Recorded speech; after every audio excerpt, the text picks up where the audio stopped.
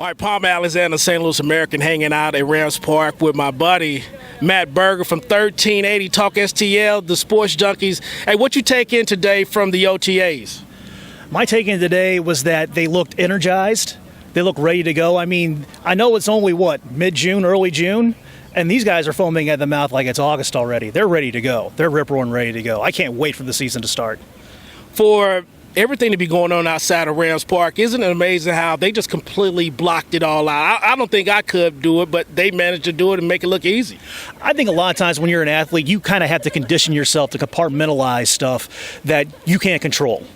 What they think or how they feel is going to have zero impact on where this team is playing in 2016. So I think they have to personally come to grips with that, and it can't let them affect that on the field, because if it lets them affect their play on the field, it doesn't matter where their team's going to be playing in 2016. If you're not producing on the field, you'll be playing someplace else outside of St. Louis or Los Angeles. It doesn't matter. You'll be on a different team.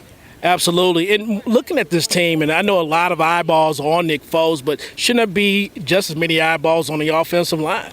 Absolutely. That was everybody's biggest concern going into the season about the offensive line. Even going into the draft, the big concern was about the offensive line. But you can see, as we've talked about, the biggest winners of the draft is going to be the St. Louis restaurants and steakhouses because they hired some big eaters. I don't think they drafted anybody under 300 pounds. So the offensive line, they're green, but I think they're going to be very tough, and I think they're going to be very good.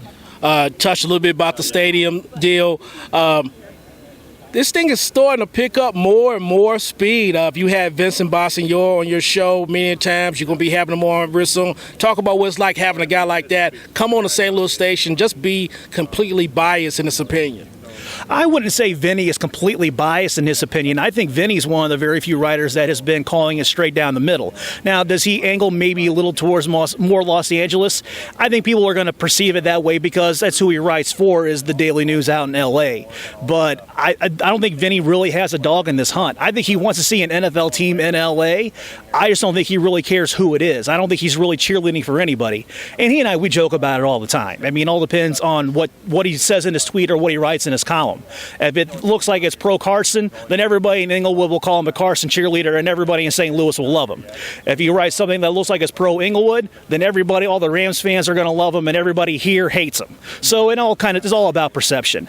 But he did tweet out today that Carmen Policy will be in New York next week to address the L.A. Relocation Committee in New York about the stadium in Carson. So we'll see what happens. It's going to be an interesting summer when it comes to the stadium. When it comes to being in sports talk radio or even in the print, it really doesn't get any better than this. Having a story this big fall into your lap, and it's so huge, everybody gets a piece of the pie.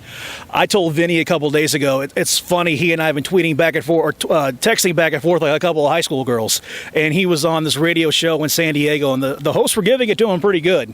And I told him, I go, man, that was kind of rough. And he's like, it's crazy. And I go, yeah, but it's good for business. And he goes, you're right about that. Well, that's Matt Berger from 1380, and tell them when they can check you guys out on the Sports Junkie. We are on every Saturday morning between 10 and 12 on AM 1380, TalkSTL.com. You can either download the TalkSTL app or we are on the TuneIn Radio app. Matt Berger, Palm Alexander from St. Louis American, live from Rams Park. Until next time, see ya.